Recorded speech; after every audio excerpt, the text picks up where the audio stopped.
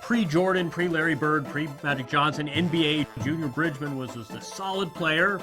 Here's a guy who wasn't a perennial all-star. He didn't have one of these recognizable names.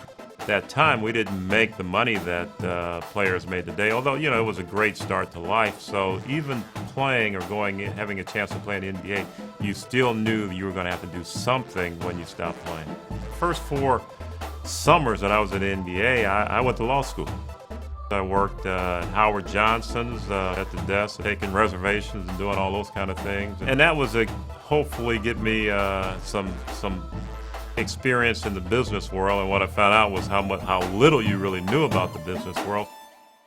I think there's a real Midwest ethic to him as well. He's from Indiana. He played college ball in Kentucky. He played his NBA career in Milwaukee. And there was a real sort of lunch pail style to the way he played, but also clearly the way he thought about himself.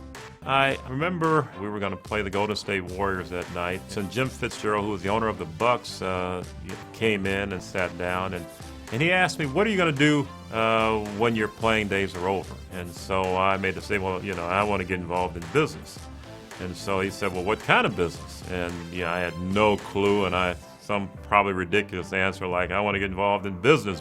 And so he kind of chuckled, and I remember him asking me, wouldn't it be great if we had a copy of next year's Wall Street Journal today? And he kind of laughed a little bit, and I kind of laughed along with him. But I had no clue what he was talking about. I didn't read the Wall Street Journal. I mean, at that time, they didn't even have a sports section, so none of us read it. So after Bridgeman left basketball, the very first thing he did was become a Wendy's franchisee. It was a restaurant that he knew he liked, and he thought, this might be a way for me to succeed in business. He bought 5 Wendy's locations. Well, in the beginning, I probably followed the same path that a lot of players that call me today follow, and that is, I want to get involved in the restaurant business, and I've got somebody that wants to run it. I don't really want to run it, but, I'm just hopefully successful, and you'll start sending me a check every month or something like that.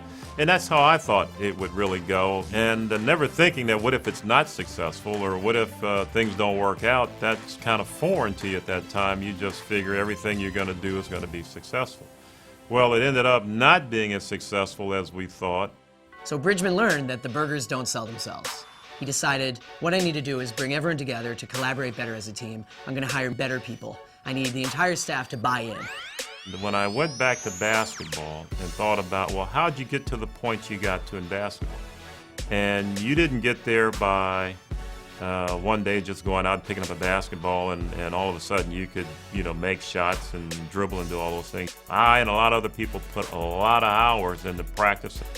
And it's the same way in the business world. I had to go back. I went through training, and I learned how to clean bathrooms and how to mop floors and how to make hamburgers and how to order and drop fries and pull drinks. And what I really learned was you were successful because you were dedicated, you were willing to work hard at what you were doing, and you would do things that maybe a lot of people wouldn't do. Well, it was the same thing in the business world.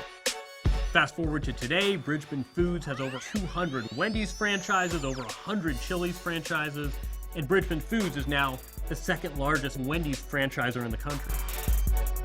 What I really found with the business is that if you go into it thinking that you want to be the best at what you're doing, which is the best, whether it's selling hamburgers or chicken or whatever it is, and you want to make opportunities for people to better their lives.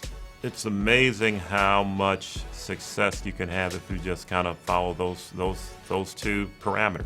God bless the superstars and God bless the guys who retire and never have to work another day in their life, but a lot of NBA players, even today, frankly need to find another job when they're done. And here's a guy who really did this quite organically, and again has had this fabulous success that really outstrips by any metric what he's done as a basketball player.